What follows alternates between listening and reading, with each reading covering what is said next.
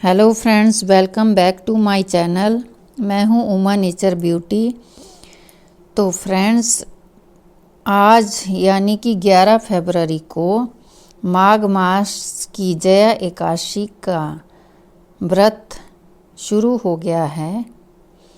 यानी कि जया एकादशी 11 फरवरी शुक्रवार को शुरू होगी और 12 फरवरी शनिवार तक रहेगी। और जो व्रत जया एकादशी का होगा वो 12 फरवरी को ही रखा जाएगा।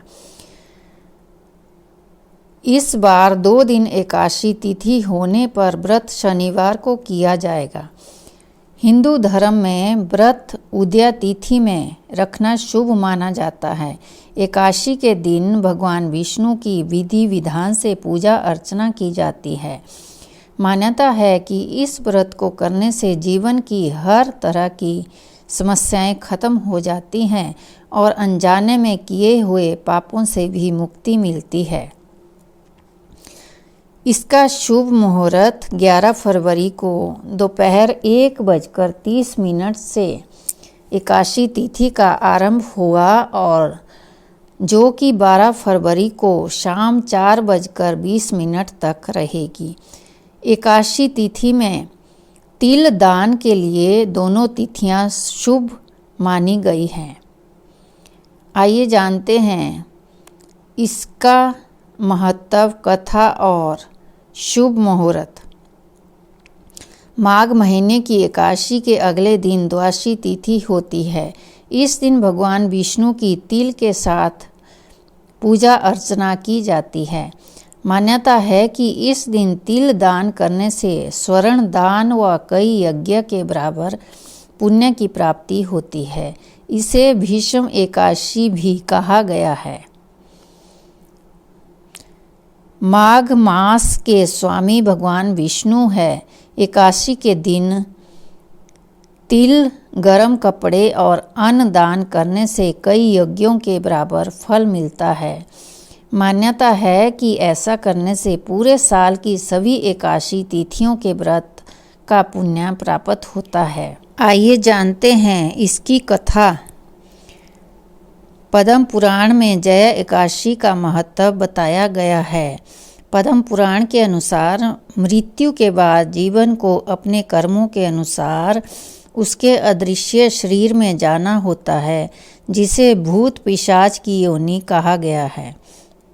जया एकादशी को इस योनि से मुक्ति दिलाने वाला व्रत कहा गया है। शास्त्रों में बताया गया है कि जो व्यक्ति इस एकादशी को व्रत करता है उसे कष्टदायी पिशाच योनि से मुक्ति मिल जाती है और उन्हें इस योनि में नहीं जाना पड़ता। माघ मास के शुक्ल पक्ष की एकादशी तिथि 11 फरवरी को 1:53 से प्रारंभ होगी, जो कि 12 फरवरी को शाम 4:28 तक रहेगी। व्रत के पारण का समय 13 फरवरी को सुबह 9:30 तक रहेगा। अभी जानते हैं जया एकादशी की व्रत कथा।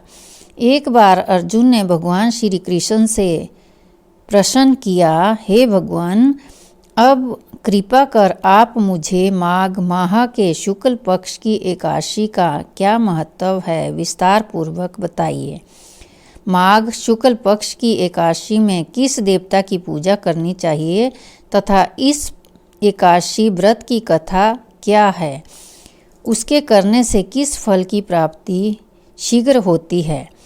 भगवान श्री कृष्ण जी ने कहा, हे अर्जुन, माघ माह के शुक्ल पक्ष की एकादशी को जया एकादशी कहते हैं। इस दिन उपवास रखने से मनुष्य भूत प्रेत पिशाच आदि की योनियों से छुटकारा पा लेता है। इस दिन विधि पूर्वक उपवास व्रत करना चाहिए। मैं अब तुमसे जया एकादशी व्रत की कथा कहता हूँ। एक समय की बात है, नंदन वन में उत्सव का आयोजन हो रहा था। देवता, ऋषि, मुनि और सभी उस उत्सव में मौजूद थे। उस समय गंधर्व गा रहे थे और गंधर्व कन्याएं नृत्य कर रही थी। इन्हीं गंधर्वों में एक माल्यवान नाम का गंधर्व भी था जो बहुत ही सुरीला गाता था। जितनी सुरीली उसकी आवाज़ थी उतना ही रूपवान भी था। गंधर्व कन्याओं में एक पुण्यवती नामक नृत्यांगना भी थी। पुण्यवती नामक गंधर्व कन्या ने माल्यवान नामक गंधर्व को देखते ही उस पर आसक्त हो गई तथा अपने हाव भाव से उसे रिझाने का प्रयास करने लगी। माल्यवान भी उस पुष्पवती पर आसक्त होकर अपने गायन का सुर ताल भूल गया। इससे संगीत की लय टूट गई और संगीत का सारा आनंद बिगड़ गया। सभा में उपस्थित देवगणों को यह अच्छा नहीं लगा। माल्यवान के इस कृत्य से इंद्र भगवान नाराज होकर उन्हें श्राप देते हैं कि स्वर्ग से वंचित होकर मृत्यु लोक में पिशाचों सा जीवन भोगो, क्योंकि तुमने संगीत जैसी पवित्र साधना का तो अपमान किया ही है, साथ ही सभा में उपस्थित गुरुजनों का भी अपमान किया है।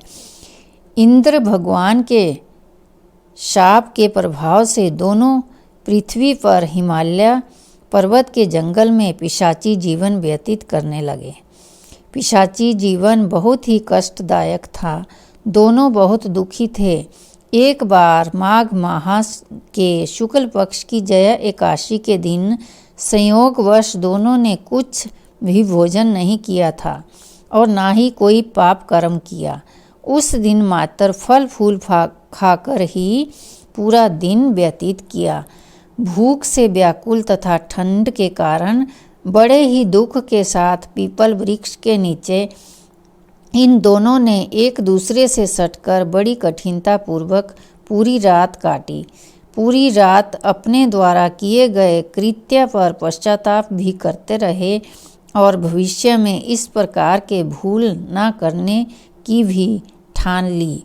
सुबह होते ही दोनों की मृत्यु हो गई। अनजाने में ही सही उन्होंने एकादशी का उपवास किया था। भगवान के नाम का जागरण भी हो चुका था।